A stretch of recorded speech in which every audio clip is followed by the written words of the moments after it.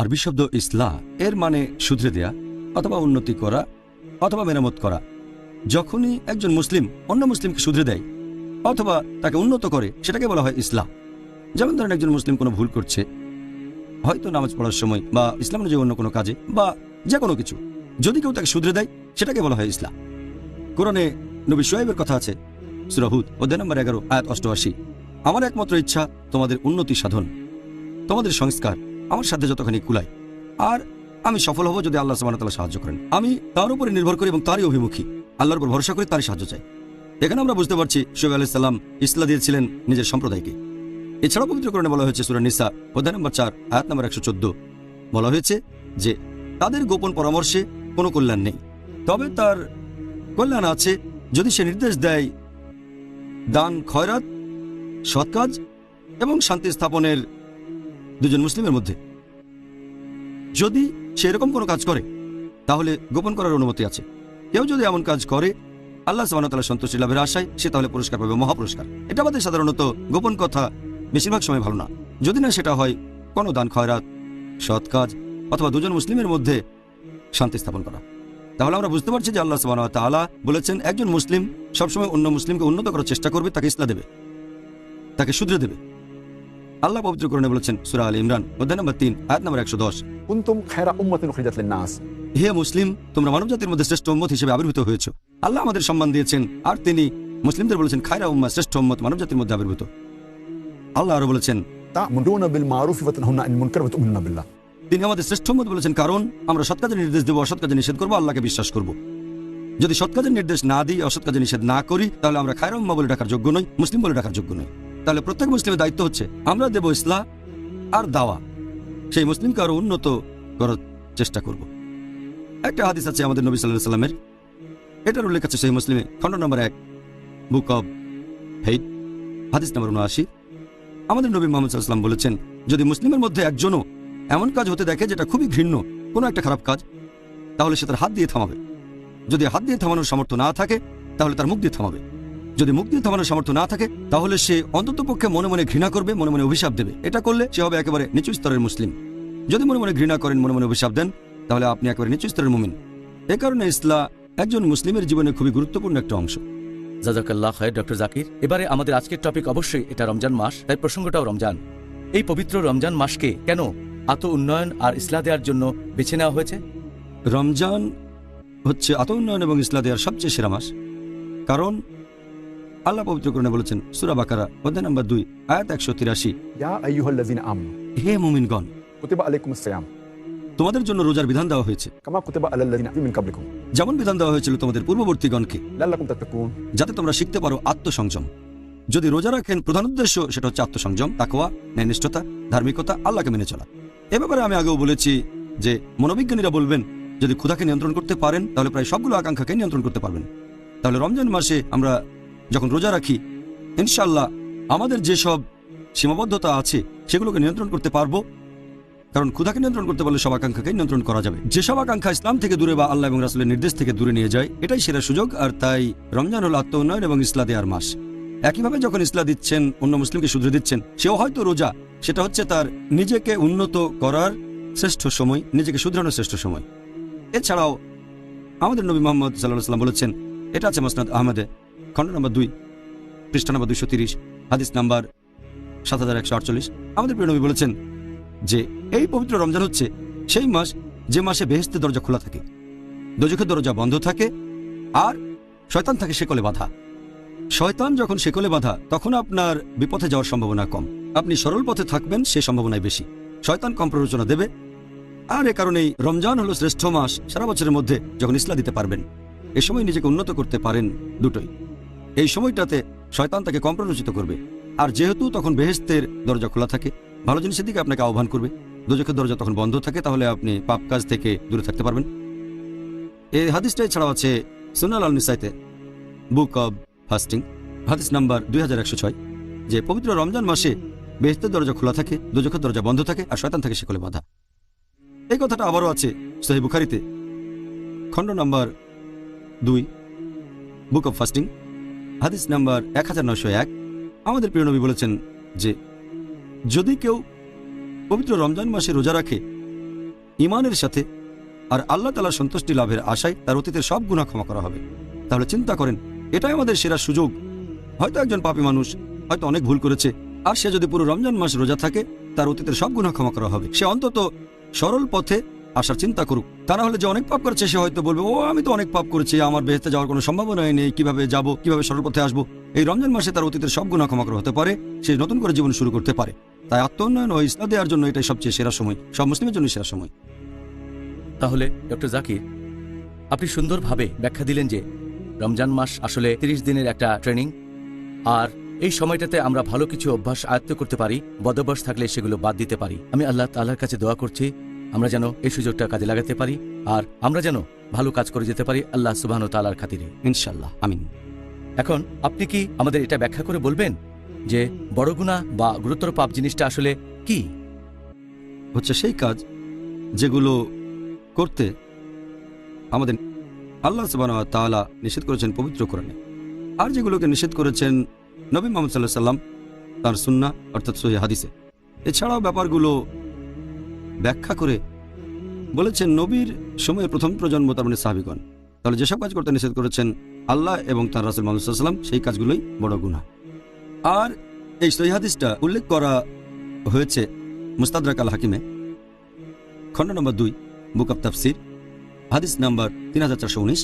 আমাদের নবী মুহাম্মদ সাল্লাল্লাহু আলাইহি ওয়াসাল্লাম বলেছেন যে আল্লাহ সুবহানাহু ওয়া তাআলা যে কাজ করতে নিষেধ করেছেন সেগুলো থেকে বিরত থাকবে, আর তিনি যেগুলো অনুমতি দিয়েছেন সেগুলো তোমরা করতে পারো। আর যেসব জিনিসের ব্যাপারে আল্লাহ চুপ রয়েছেন সেগুলো তোমাদের জন্য সুবিধা। তাই আল্লাহ তাআলার কাছ থেকে সুবিধা গ্রহণ করো। আল্লাহ সুবহানাহু ওয়া তাআলা কখনো ভুলে যান না। তারপর আল্লাহর রাসূল কোরআনের একটা আয়াত পড়লেন, সূরা মারিয়াম অধ্যায় নম্বর 19 আয়াত 64 বলা হয়েছে আল্লাহ সুবহানাহু ওয়া তাআলা কখনো ভুলে যান না। আর এই হাদিসটা আছে সহিহ বুখারীতে, খণ্ড নম্বর 4, হাদিস নম্বর 2766। আমাদের নবী সাল্লাল্লাহু আলাইহি সাল্লাম বলেছেন, তোমরা কি জানো সবচেয়ে ধ্বংসাত্মক 7টা গুনাহ কোনগুলো? তারপর নবী বললেন, এগুলো 1 নম্বর অন্য কাউকে আল্লাহ তাআলার সাথে শরীক করা, তার মানে ইবাদত করা আল্লাহ তাআলা ব্যতীত অন্য কাউকে। 2 নম্বর জাদুবিদ্যা প্র্যাকটিস করা, মানে ব্ল্যাক ম্যাজিক। 3 নম্বর কোনো মানুষের জীবন কেড়ে নেয়া, যেটাকে আল্লাহ তাআলা পবিত্র করেছেন, বিনা কারণে হত্যা করা। এরপর নবী আরো বলেছেন সেটা রিবা নিয়ে, ইন্টারেস্ট বা সুদ, অনৈতিকভাবে কোনো এতিমের সম্পদ গ্রাস করা অন্যায়ভাবে। এরপর নবী আরো বলেছেন যে শত্রুর দিকে পিঠ দেখানো বা যুদ্ধক্ষেত্র থেকে পালিয়ে যাওয়া। আর 7 নম্বর ধর্মপরায়ণ মহিলাকে অপবাদ দেয়া যে সত্যিকারের বিশ্বাসী। এই হলো 7টা ধ্বংসাত্মক গুনাহ যেগুলোর কথা নবী মুহাম্মদ সাল্লাল্লাহু আলাইহি ওয়াসাল্লাম বলেছেন। তবে ইবনে আব্বাস রাদিয়াল্লাহু আনহুকে প্রশ্ন করা হলো, এটা উল্লেখ করা হয়েছে আত-তাবরির কমেন্ট্রিতে, খণ্ড নম্বর 4, হাদিস নম্বর 9207। ইবনে আব্বাস রাদিয়াল্লাহু আনহুকে প্রশ্ন করা হলো যে বড় গুনাহ কি 7টা? ইবনে আব্বাস রাদিয়াল্লাহু আনহু বললেন, 7-এর বদলে 70 হলো এখানে কাছাকাছি সংখ্যা। আমাদের নবী যে 7টা গুনার কথা বলেছেন এখানে শুধু বলা হচ্ছে সেই গুনার ক্যাটাগরি কি হতে পারে, এমন না যে বড় গুনাহ মাত্র 7টা, আরো অনেক আছে। এটা একটা আউটলাইন যে শিরক করা হারাম।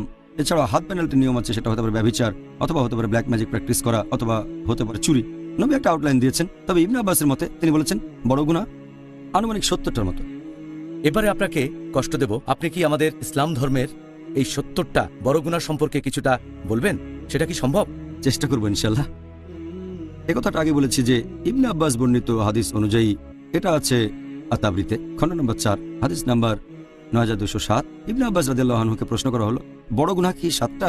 তিনি বললেন যে 7-এর বদলে 70 এখানে কাছাকাছি সংখ্যা। ইমাম আয-যাহাবী রাদিয়াল্লাহু আনহু একটা বই লিখেছেন আল কাবাইর, বড় গুনাহ, আর এখানে 70টা বড় গুনার লিস্ট করেছেন কোরআন হাদিসের ভিত্তিতে যতটুকু তিনি বুঝেছেন। পবিত্র কোরআনের কোনো আয়াত বলছে না যে এই 70টা বড় গুনাহ, এমন কোনো সহিহ হাদিসও নেই যেখানে 70টা বড় গুনার কথা বলা হয়েছে। তবে ইমাম আয-যাহাবী রাদিয়াল্লাহু আনহু যতখানি বুঝেছেন সেভাবে তালিকাটা তৈরি করেছেন কোরআন হাদিসের ভিত্তিতে। 70টা বড় গুনাহ তিনি এটা যেভাবে বুঝেছেন।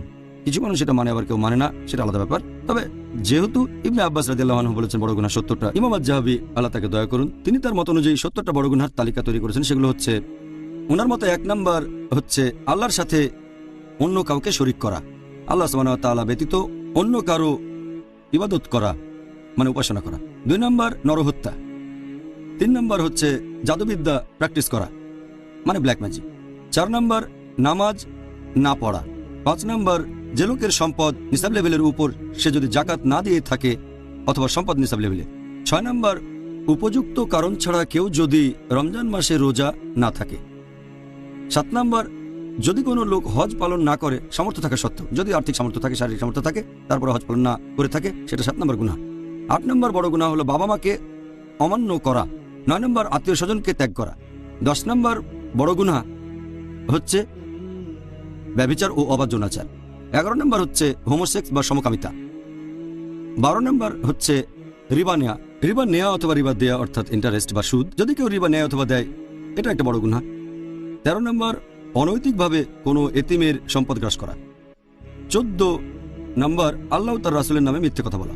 15 নম্বর হচ্ছে শত্রুর দিকে পিঠ দেখানো বা যুদ্ধক্ষেত্র ছেড়ে পালিয়ে যাওয়া যদি শত্রুপক্ষ থাকে। 16 নম্বর হচ্ছে যে নেতা তার গোত্রের মানুষদের সাথে প্রতারণা বা অবিচার করে।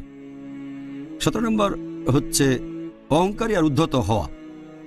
18 নম্বর মিথ্যে সাক্ষ্য দেয়া। 19 নম্বর হচ্ছে মাদকদ্রব্য গ্রহণ করা, যেমন ওয়াইন, অ্যালকোহল, মাদকদ্রব্য ইত্যাদি যে কোনো খামার অর্থাৎ মাদকদ্রব্য। 20 নম্বর জুয়া খেলা। নাম্বার 21 হচ্ছে ধর্মপরায়ণ মহিলাকে অপবাদ দেয়া। 22 নম্বর হচ্ছে গনিমতের মাল থেকে কিছু চুরি করা। 23 নম্বর হলো চুরি করা। 24 নম্বর হচ্ছে রাস্তায় ডাকাতি। 25 নম্বর কোনো মিথ্যে শপথ নেয়া। 26 নম্বর হলো অত্যাচার করা। 27 নম্বর হচ্ছে অনৈতিক আয়। 28 নম্বর হচ্ছে অন্যায়ভাবে গ্রাস করা কোনো সম্পদ উপভোগ করা। 29 নম্বর হচ্ছে আত্মহত্যা। 30 নম্বর হচ্ছে বারবার মিথ্যে বলা। 31 নম্বর হচ্ছে ভুল বিচার করা। 32 নম্বর হচ্ছে ঘুষ দেয়া অথবা ঘুষ নেয়া। 33 নম্বর হচ্ছে কোনো মহিলা পুরুষকে নকল করছে বা কোনো পুরুষ মহিলাকে নকল করছে। 34 নম্বর হচ্ছে যদি একজন পুরুষ কোনো ব্যভিচারী স্ত্রীর স্বামী হয়ে থাকে। 35 নম্বর হচ্ছে তালাকপ্রাপ্ত কোনো মহিলাকে বিয়ে করা যাতে ওই মহিলার আগের স্বামী তাকে বিয়ে করতে পারে। 36 নম্বর হচ্ছে নিজের প্রসাবের ব্যাপারে সাবধান না থাকা, খেয়াল রাখবেন এটা যেন শরীরে কোথাও না পড়ে ইত্যাদি, নিজের প্রসাব সম্পর্কে সচেতন না থাকা। 37 নম্বর হচ্ছে জাহির করা। 38 নম্বর হচ্ছে ধর্মের ব্যাপারে জ্ঞান আহরণ করা ইহকালের কোনো উদ্দেশ্যে আর সেই জ্ঞান লুকিয়ে রাখা। 39 নম্বর হচ্ছে বিশ্বাসঘাতকতা। 40 নম্বর হচ্ছে সাহায্যের প্রতিদান না দেয়া। 41 নম্বর হচ্ছে আল্লাহর বিধান অস্বীকার করা। 42 নম্বর হচ্ছে অন্য কোনো মানুষের ব্যক্তিগত আলাপের কথাবার্তা শোনা। 43 নম্বর গল্প চালু করা। 40 নম্বর অভিশাপ দেয়া। 45 নম্বর কোনো চুক্তি ভঙ্গ করা। 46 নম্বর হচ্ছে হাত গণনা বা জ্যোতিষশাস্ত্রে বিশ্বাস করা। 47 নম্বর হচ্ছে যে মহিলা তার স্বামীর সাথে দুর্ব্যবহার করে থাকে। 48 নম্বর হচ্ছে মূর্তি তৈরি করা অথবা পেন্টিং করা। 49 নম্বর বিলাপ করা অথবা নিজের জামাকাপড় ছিঁড়ে ফেলা বা এরকম কোনো কিছু যখন সে কোনো রকম বিপর্যয়ের মধ্যে পড়ে। 50 নম্বর অন্যদের সাথে অবিচার করা। 51 নম্বর বল প্রয়োগ করা নিজের স্ত্রী অথবা কোনো দাস অথবা কোনো গরিব লোক বা পশু পাখির উপরে। 52 নম্বর প্রতিবেশীর মনে কষ্ট দেয়া। 53 নম্বর মুসলিমদের নামে কুৎসা অপবাদ রটানো। 54 নম্বর মানুষকে অপমান করা আর তাদের সাথে উদ্ধত ব্যবহার করা। 55 নম্বর বড় গুনাহ ইমাম আজ-জাহাবির মতামত অনুযায়ী হচ্ছে পায়ের গোড়ালির নিচে পোশাক পরা গর্বের সাথে। 56 নম্বর পুরুষদের জন্য স্বর্ণ অথবা রূপের কোনো জিনিস। 57 নম্বর হচ্ছে যে দাস মালিকের কাছ থেকে পালাচ্ছে। 58 নম্বর এমন কোনো পশু জবাই করা যেটা আল্লাহ ব্যতীত অন্য কারণে উৎসর্গ হচ্ছে। 59 নম্বর হচ্ছে কোনো লোককে কারো বাবা বলা যাদের মধ্যে আসলে কোনো সম্পর্কই নেই, সম্পর্ক না থাকলে। 60 নম্বর হচ্ছে উত্তেজিত হয়ে তর্ক আর যুক্তি দেখানো। 61 নম্বর হচ্ছে অতিরিক্ত পানি দখল করে রাখা। 62 নম্বর হচ্ছে ওজন আর আকারে একটু ছোট করা। 63 নম্বর হলো আল্লাহর প্ল্যানের বাইরে নিজেকে নিরাপদ ভাবা। 64 নম্বর আল্লাহর ন্যায়নিষ্ঠ বন্ধুগণের নামে অপবাদ দেয়া। 65 নম্বর হচ্ছে জামাতে নামাজ না পড়া, যুক্তিসঙ্গত কারণ ছাড়া একা একা নামাজ পড়া। 66 নম্বর হচ্ছে নিয়মিতভাবে জুমার নামাজ মিস করা কোনো রকম যুক্তি ছাড়াই। 67 নম্বর উইলের মাধ্যমে ওয়ারিসের পাওয়া সম্পত্তি জবরদখল করা। 68 প্রতারণা আর ফন্দি করা। 69 মুসলিমদের বিরুদ্ধে শত্রুর হয়ে গুপ্তচরের কাজ করা।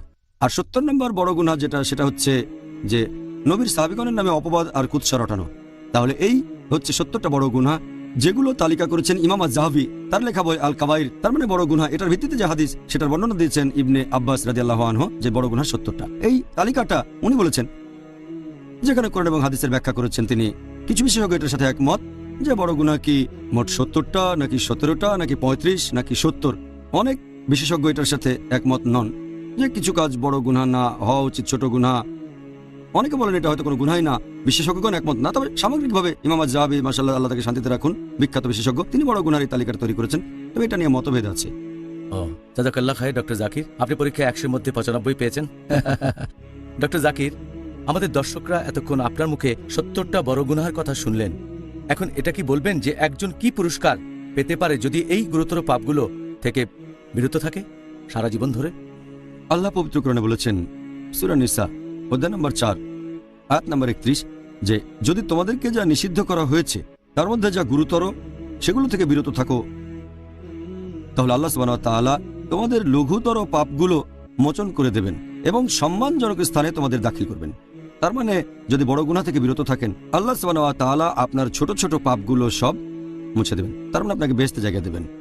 আল্লাহ এটা আবার বলেছেন সূরা শুরা অধ্যায় নম্বর 42 আয়াত নম্বর 37। আল্লাহ বলেছেন যে যদি তোমরা বিরত থাকো গুরুতর পাপ ও অশ্লীল কাজ থেকে এবং তারা যখন কারো উপর রেগে যায় কিন্তু তারপরও ক্ষমা করে, এখানে বলা হচ্ছে তাদের কথা যারা বেহেশতে যাবেন। এরপর পবিত্র কোরআনে আছে সূরা নাজম অধ্যায় নম্বর 53 আয়াত নম্বর 32 যদি তুমি বিরত থাকো গুরুতর পাপ থেকে বড় গুনাহ থেকে ও অশ্লীল কার্যকলাপ থেকে আর যদি তখন ছোটখাটো অপরাধ করো ছোট গুনাহ নিশ্চয়ই আল্লাহ সুবহানাহু ওয়া তাআলা পরম দয়ালু ও ক্ষমাশীল। তার মানে যদি আপনি বড় গুনাহ থেকে বিরত থাকেন আর তারপরেও যদি ছোটখাটো অপরাধ করে ফেলেন ইনশাআল্লাহ আল্লাহ আপনাকে ক্ষমা করবেন, আপনি বেহেশতে যেতে পারবেন। একটা হাদিস মুহাম্মদ সাল্লাল্লাহু আলাইহি ওয়াসাল্লামের, এটা আছে সহিহ মুসলিমে খণ্ড নম্বর 1 হাদিস নম্বর 450, বলা হয়েছে যে দিনের 5 ওয়াক্ত নামাজ আর এক শুক্রবারের নামাজ থেকে পরের শুক্রবারের নামাজ আর এক রমজান থেকে পরের রমজান এ সময় আপনি পাপ থেকে মুক্ত হতে পারেন যদি এই সময় কোনো গুরুতর পাপ না করেন। তার মানে যদি বড় গুনাহ থেকে বিরত থাকেন আর দিনে 5 ওয়াক্ত নামাজ পড়লেন, এক শুক্রবার থেকে পরের শুক্রবারের নামাজ, এক রমজান থেকে পরের রমজান, আপনার সব গুনাহ ক্ষমা করা হবে যদি আপনি বড় গুনাহ থেকে বিরত থাকেন। যদি বড় গুনাহ থেকে বিরত থাকেন ইনশাআল্লাহ আপনি বেহেশতে যেতে পারবেন। মাশাআল্লাহ, তাহলে তো বিরত থাকার ভালো কারণ পাওয়া গেল।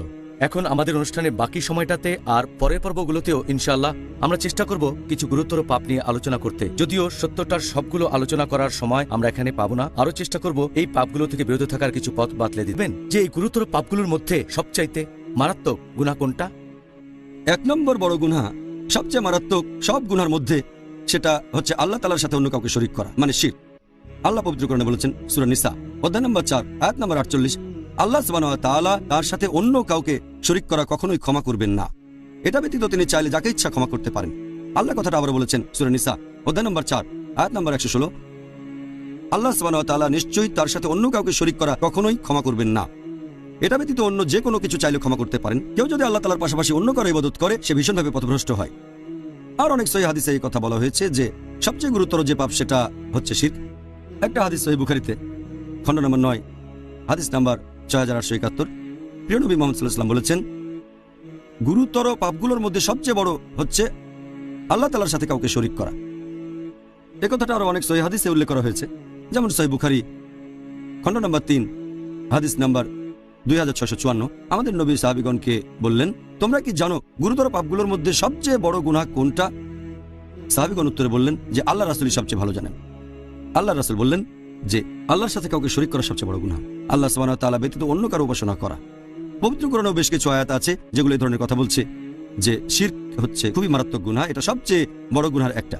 আল্লাহ বলেছেন সূরা মাইদা অধ্যায় নম্বর 5 আয়াত নম্বর 72 إنه من شرك بالله কেউ আল্লাহর সাথে অন্য কাউকে শরীক করলে فقد حرم الله عليه الجنة আল্লাহ তার জন্য বেহেশত নিষিদ্ধ করবেন, জান্নাত তার জন্য নিষিদ্ধ وما وهو النار وما للظالمين أنصار। এবং তার বাসস্থান হবে দোজখ আর পরকালে তার জন্য কোনো সাহায্যকারী থাকবে না। আল্লাহ বলেছেন সূরা লুকমান অধ্যায় নম্বর 31 আয়াত নম্বর 13 আল্লাহ সুবহানাহু ওয়া তাআলার সাথে অন্য কাউকে শরীক করো না, আল্লাহর সাথে অন্য কাউকে শরীক করো না আল্লাহ ব্যতীত। যদি কেউ নকল ঈশ্বরের উপাসনা করে এটা হচ্ছে গুরুতর পাপগুলোর মধ্যে সবচেয়ে বড়। তার মানে সবচেয়ে বড় পাপ ইসলাম ধর্মে সেটা শিরক, আল্লাহ সুবহানাহু ওয়া তাআলার সাথে অন্য কাউকে শরীক করা। আল্লাহ রাসূল আরো বলেছেন সহিহ মুসলিম খণ্ড নম্বর 4 হাদিস নম্বর 7114 নবী মুহাম্মদ সাল্লাল্লাহু আলাইহি ওয়াসাল্লাম বলেছেন যে আল্লাহ সুবহানাহু ওয়া তাআলা বলেছেন আমি একাই হলাম স্বয়ং সম্পূর্ণ, আমার কোনো সাহায্যকারীর প্রয়োজন নেই। যদি কেউ কোনো কাজ করে অন্য কারো জন্য আর পাশাপাশি আমার জন্য আমি সেটা ত্যাগ করি কারণ সে অন্য কাউকে শরীক করেছে এখানে, তাহলে আল্লাহ সুবহানাহু ওয়া তাআলার কোনো রকম শরীকের প্রয়োজন নেই, তিনি একাই স্বয়ং সম্পূর্ণ। সেজন্য শিরক ইসলামে সবচেয়ে বড় গুনাহ। জাযাকাল্লাহ খায়ের, সুন্দর বলেছেন ডক্টর জাকির। আর আমরা এটা আশেপাশে দেখতে পাই যে এই গুরুতর পাপটা পৃথিবী জুড়ে করে বেড়াচ্ছে বিভিন্ন অমুসলিম সম্প্রদায়ের লোকজন। এখন আমরা মুসলিমরা কি এই পাপ থেকে মুক্ত, নাকি মুসলিমদের মধ্যেও অনেকেই পাপ করে? দুর্ভাগ্যজনকভাবে অমুসলিমদের পাশাপাশি অনেক মুসলিমও আছে যারা শিরক করে থাকে, গুরুতর পাপের মধ্যে যেটা সবচেয়ে মারাত্মক গুনাহ। আর অনেক সময় অনেক মুসলিম আল্লাহ তাআলাকে বাদ দিয়ে তারা অন্য কাউকে রাখতে থাকে, আল্লাহকে বাদ দিয়ে অন্য কারোর কাছে সাহায্য চায়। তারা আল্লাহ তাআলাকে বাদ দিয়ে অন্য কারোর জন্য ইবাদত করে, তারা অন্য কিছুর সাহায্য চায় আল্লাহ তাআলা ব্যতীত। আর আল্লাহ কোরআনে স্পষ্ট করে বলেছেন এ ধরনের কাজ থেকে সম্পূর্ণ বিরত থাকতে হবে। আল্লাহ বলেছেন সূরা ফাতিহা অধ্যায় নম্বর 1 আয়াত নম্বর 5, ইয়াকা নাবুদু ওয়া ইয়াকা নাস্তাইন, আমরা শুধু তোমার ইবাদত করি আর তোমারই সাহায্য চাই। পবিত্র কোরআনে সূরা গাফির অধ্যায় নম্বর 40 আয়াত নম্বর 60, আমাকে ডাকো আমি তোমাদের ডাকে সাড়া দেব। আল্লাহ বলেছেন সূরা ইসরা অধ্যায় নম্বর 17 আয়াত নম্বর 23, প্রতিপালক নির্দেশ দিয়েছেন তিনি ব্যতীত অন্য কারো ইবাদত করো না। এরপর পবিত্র কোরআনে সূরা আরফ অধ্যায় নম্বর 7 আয়াত নম্বর 194, আল্লাহ সুবহানাহু ওয়া তাআলা ব্যতীত তোমরা যাদের উপাসনা করো তারা তো তোমাদের মতোই আল্লাহর বান্দা। তার মানে তারা খুব সাধারণ, তারাও আল্লাহ তাআলার বান্দা যেমন আমরা আল্লাহর বান্দা। তারা আল্লাহকে বাদ দিয়ে যাদের ইবাদত করে তারাও আল্লাহ তাআলার বান্দা। পবিত্র কোরআনের অনেক আয়াতে আমাদের নির্দেশ দেওয়া হয়েছে যে আমরা আল্লাহ তাআলা ব্যতীত অন্য কারো কাছে সাহায্য চাইবো না অথবা কখনো ইবাদত করবো না। আল্লাহ বলেছেন সূরা আহকাফ অধ্যায় নম্বর 46 আয়াত নম্বর 5, নিশ্চয়ই সেই ব্যক্তি বিভ্রান্ত যে আল্লাহ সুবহানাহু ওয়া তাআলার পরিবর্তে এমন কিছুকে ডাকে যাকে আমাদের দিন পর্যন্ত সাড়া দিতে পারবে না, এছাড়া তারা সেই প্রার্থনা সম্পর্কে অবহিত নয়। আল্লাহ বলেছেন সূরা হজ অধ্যায় নম্বর 22 আয়াত নম্বর 73, তোমরা অন্য যাদের উপাসনা করো বা ইবাদত করো আল্লাহ সুবহানাহু ওয়া তাআলা ব্যতীত, যদি তারা সবাই একত্রিত হয় তারপরে তারা একটা মাছিও সৃষ্টি করতে পারবে না। মানুষকে সৃষ্টি করে সাহায্য করা তো পরের কথা, তারা একটা মাছিও সৃষ্টি করতে পারবে না। আর মাছি যদি তাদের কিছু ছিনিয়ে নেয় সেটা তারা ফিরিয়ে আনতেও পারবে না। প্রার্থনাকারী কত দুর্বল, যাদের প্রার্থনা করে তারাও কত দুর্বল। আল্লাহর রাসূল বলেছেন, এটা আছে সহিহ বুখারীতে খণ্ড নম্বর 6 হাদিস নম্বর 4497, আল্লাহর রাসূল বলেছেন যদি কেউ আল্লাহ ব্যতীত অন্য কারো ইবাদত করতে করতে মারা যায় আর মৃত্যুর আগে তওবা না করে তাহলে তাকে অবশ্যই দোজখের আগুনে পড়তে হবে, সে দোজখে যাবে একেবারে নিশ্চিত। তাহলে যদি কেউ শিরক করে আর মুশরিক অবস্থায় মারা যায় সে দোজখের আগুনে পড়বে। আর এটা দুর্ভাগ্যজনক যে মুসলিমদেরও অনেকে এই ধরনের গুনার কাজ করে থাকেন।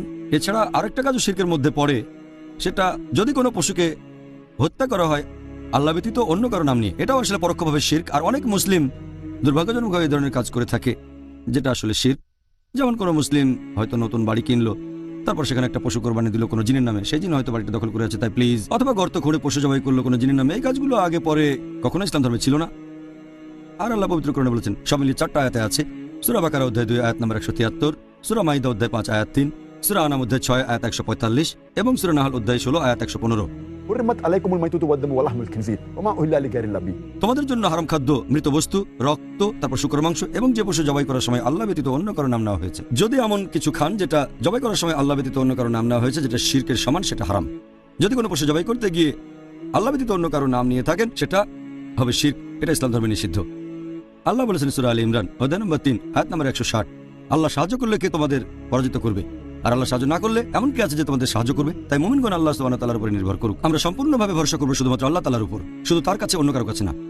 আর আল্লাহ বলেছেন সূরা কাউসার অধ্যায় নম্বর 108 আয়াত নম্বর 2, ফাসাল্লি লিরাব্বিকা ওয়ানহার, তোমার প্রতিপালকের উদ্দেশ্যে নামাজ পড়ো ও কুরবানি করো। কুরবানি দেবেন শুধুমাত্র আল্লাহ তাআলার জন্য, নামাজ পড়বেন শুধুমাত্র আল্লাহ সুবহানাহু ওয়া তাআলার জন্য।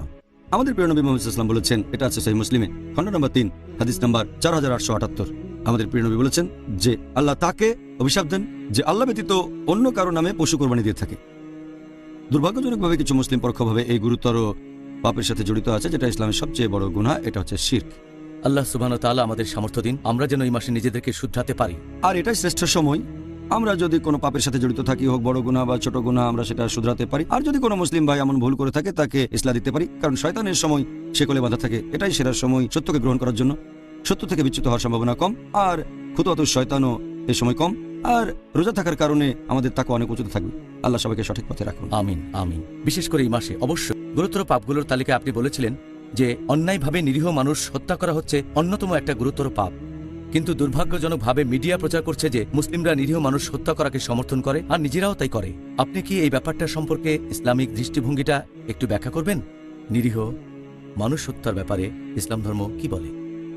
আল্লাহ সুবহানাহু ওয়া তাআলা স্পষ্ট করে বলেছেন সূরা মাইদা অধ্যায় নম্বর 5 আয়াত নম্বর 32, যে কেউ যদি অন্য কোনো মানুষকে হত্যা করে, সেটা যদি হত্যার অপরাধ বা বিশৃঙ্খলা সৃষ্টির অপরাধে না হয়, তাহলে সে যেন পুরো মানব জাতিকে হত্যা করলো। কোরআন একেবারে স্পষ্ট বলছে, যদি কোনো মানুষ, হোক মুসলিম বা অমুসলিম, অন্য কোনো মানুষকে হত্যা করে, হোক মুসলিম বা অমুসলিম, সেটা যদি হত্যার অপরাধ বা বিশৃঙ্খলা সৃষ্টির অপরাধে না হয়, তাহলে সে যেন পুরো মানব জাতিকেই হত্যা করলো। তাহলে কোনো নিরীহ মানুষকে হত্যা করা এটা ইসলাম ধর্মে নিষিদ্ধ। আর মিডিয়া প্রচার করে যে ইসলাম নিরীহ মানুষকে হত্যা করতে বলে, তারপর সন্ত্রাস ইত্যাদি, এই পুরোটাই হচ্ছে ভুল ধারণা। আর বেশিরভাগ ধর্মই একথা বলে যে নিরীহ মানুষকে হত্যা করা ঠিক না, তবে ইসলাম ধর্ম আরো এক ধাপ এগিয়ে। এই আয়াতে আরো বলা হয়েছে, সূরা মাইদা অধ্যায় নম্বর 5 আয়াত নম্বর 32, এখানে বলা হয়েছে যদি কেউ কোনো মানুষের জীবন বাঁচায় তাহলে সে যেন বাঁচালো পুরো মানব জাতিকে। তার মানে যদি একজনের জীবন বাঁচান, হোক মুসলিম বা অমুসলিম, তাহলে যেন পুরো মানব জাতিকেই বাঁচালেন। তাহলে ইসলাম শুধুমাত্র নিরীহ মানুষ হত্যা করাকে নিন্দা করে না, অন্য মানুষের জীবন বাঁচাতে উৎসাহিত করে। আল্লাহ আরো বলেছেন সূরা আনাম অধ্যায় নম্বর 6 আয়াত নম্বর 151, কারো জীবন কেড়ে নিও না যেটাকে আল্লাহ তাআলা করেছেন পবিত্র, যদি না সেটা সঠিক আর আইনসম্মত হয়। তার মানে আপনি যদি কাউকে হত্যা করেন, নিরীহ মানুষদের মারতে পারবেন না। তারপরও কেউ যদি মানুষ খুন করে থাকে, তখন ব্যাপারটা নিশ্চয়ই এরকম না যে লোকজন তার উপর প্রতিশোধ নেবে। এমন না যে লোকটাকে ধরে তারা মেরে ফেলবে, আমরা দেব তাকে আইনের কাছে।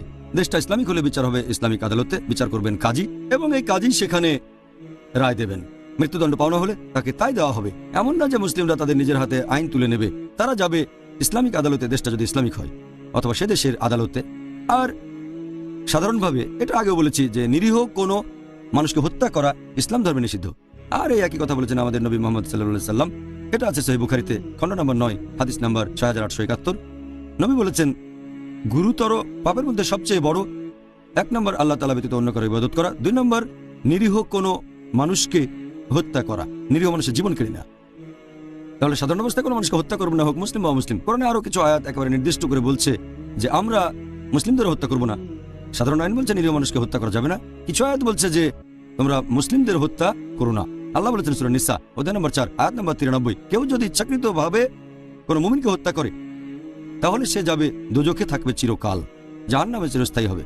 আল্লাহর অভিশাপ ও ক্রোধ তার উপরে পড়বে, তার জন্য রয়েছে ভয়ঙ্কর শাস্তি।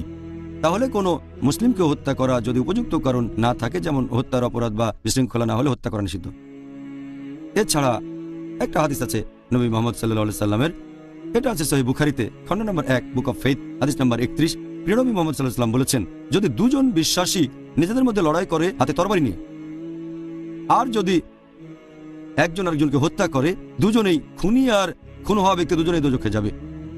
এক সাহাবা তখন বললেন, এটা না হয় বুঝলাম যে খুনি সে দোজখে যাবে, কিন্তু খুন হওয়া মুসলিম কেন দোজখে যাবে?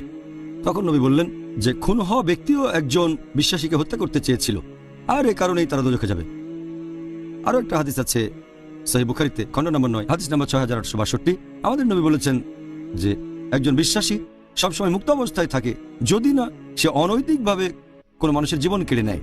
তার মানে অন্যায়ভাবে কোনো মানুষকে হত্যা করা, হোক মুসলিম বা অমুসলিম, এটা ইসলামে নিষিদ্ধ, একটা নিন্দনীয় কাজ। এটা খুব মারাত্মক রকমের বড় গুনাহ, 70টা বড় গুনার তালিকা এটা আছে 2 নম্বরে। আল্লাহ রক্ষা করুন আমরা যেন কখনো এই পাপটা না করি, ইনশাআল্লাহ। এবারে আপনি কি আমাদের দর্শকদের উদ্দেশ্যে এটা বলবেন যে জাদুবিদ্যা চর্চা করা, যেটাকে বলা হয় ব্ল্যাক ম্যাজিক, এটা নিষিদ্ধ কেন, আর ইসলামে এটি গুরুতর পাপ কেন? ইসলাম ধর্মে ব্ল্যাক ম্যাজিক হচ্ছে কুফরি, এটা কুফরি ইসলামে, আর এটাকে বলা হয়েছে গুরুতর পাপগুলোর মধ্যে একটা।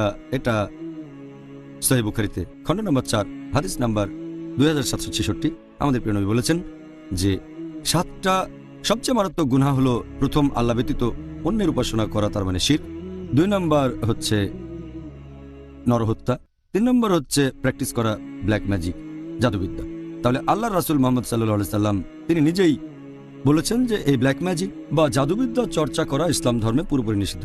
আর আল্লাহ পবিত্র কোরআনে বলেছেন সূরা বাকারা অধ্যায় নম্বর 2 আয়াত নম্বর 102 যে এই শিক্ষা তাদের ক্ষতি সাধন করবে, আর এতে করে তাদের কোনো উপকার হবে না। এই ব্ল্যাক ম্যাজিক শুধু ক্ষতিই ডেকে আনে, এতে করে কারোরই কোনো লাভ হয় না। এরপর পবিত্র কোরআনে সূরা তাহা অধ্যায় নম্বর 20 আয়াত নম্বর 64 বলা হয়েছে যে এই সব জাদুকরেরা তাদের যত দক্ষতায় থাকুক কখনোই সফল হতে পারবে না, কখনোই সফল হবে না, সে তাদের যতই দক্ষতা থাকুক। এছাড়া পবিত্র কোরআনে সূরা বাকারা অধ্যায় নম্বর 2 আয়াত নম্বর 102 যে সুলাইমান আলাইহিস সালাম কুফরি করেননি, বরং শয়তানরা তারাই সেখানে কুফরি করেছিল, কারণ তারা জাদুবিদ্যা প্র্যাকটিস করত। আর অন্যান্য জিনিস যেগুলো পাঠানো হয়েছিল ব্যাবিলন শহরে 2 ফেরেশতার কাছে, হারুত ও মারুত, তবে এই 2 ফেরেশতা তারা কখনোই কুফরি করেনি, কখনোই অবিশ্বাস করেনি, তারা কখনো জাদুবিদ্যা প্র্যাকটিস করেনি, বরং সবসময় মানুষকে বলতেন আমরা এখানে এসেছি পরীক্ষার স্বরূপ, এটা পরীক্ষা, তাই তোমরা অবিশ্বাস করো না এবং জাদুবিদ্যা প্র্যাকটিস করো না। তাহলে জাদুবিদ্যা ইসলাম অনুযায়ী এটা কুফরি, আর কোনো লোক জাদুবিদ্যা প্র্যাকটিস করলে তার শাস্তি হবে মৃত্যুদণ্ড। দুর্ভাগ্যজনকভাবে অনেক মুসলিম জাদুবিদ্যা প্র্যাকটিস করে, অনেক মুসলিম আবার এমন লোকের কাছেও যায় যে জাদুবিদ্যার সাহায্য করে প্রতিহিংসাকে বাস্তবায়িত করবে, জাদু দিয়ে শত্রুর ক্ষতি। এটা ইসলামে পুরোপুরি হারাম, পুরোপুরি নিষিদ্ধ। দুর্ভাগ্যজনকভাবে কিছু মুসলিম তাদের উপর জাদু করা হলে তারা কোনো জাদুকরের কাছে যায়, সেই জাদু থেকে বাঁচার জন্য জাদুকরকে অনুরোধ করে। এখানে আপনি সাহায্য চাইবেন আল্লাহ সুবহানাহু ওয়া তাআলার কাছে, আর আল্লাহ সুবহানাহু ওয়া তাআলা অবতীর্ণ করেছেন মুআজাতিন, কোরআনের শেষ দুটো সূরা, অধ্যায় নম্বর 113 মানে সূরা ফালাক, এরপর অধ্যায় নম্বর 114 সূরা নাস।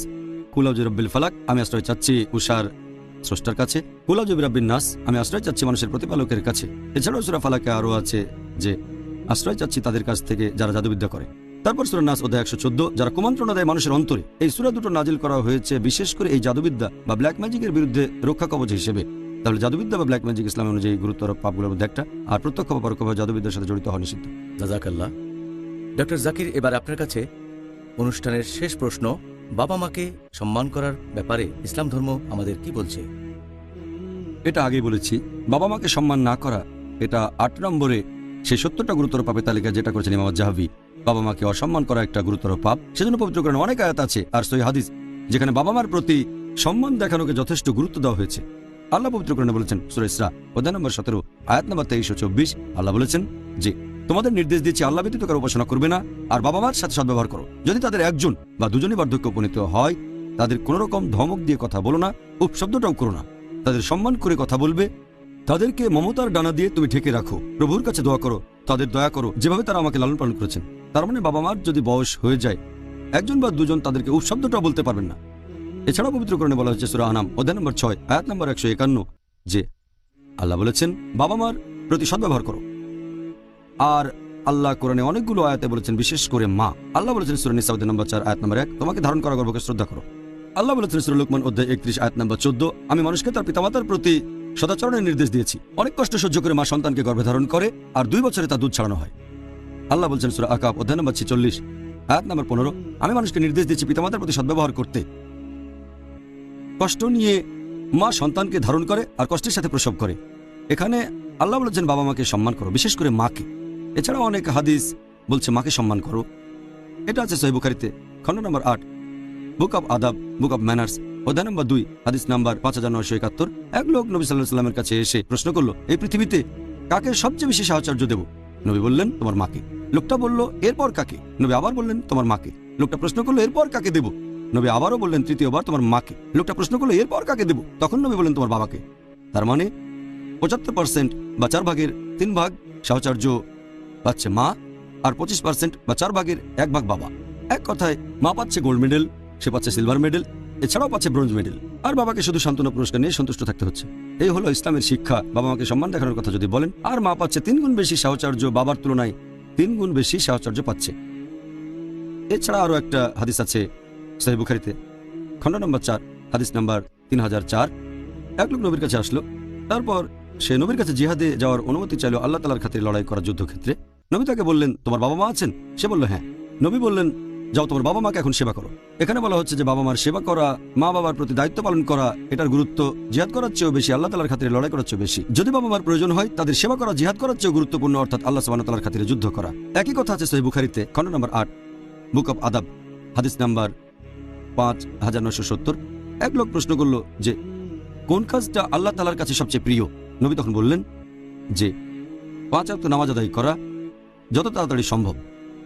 লোকটা বলল এরপর কোন কাজটা আল্লাহর কাছে সবচেয়ে প্রিয়? নবী বললেন বাবা মার প্রতি দায়িত্বশীল হওয়া। লোকটা বলল এরপর কোন কাজটা? নবী বললেন আল্লাহ তাআলার পথে লড়াই করা, জিহাদ করা।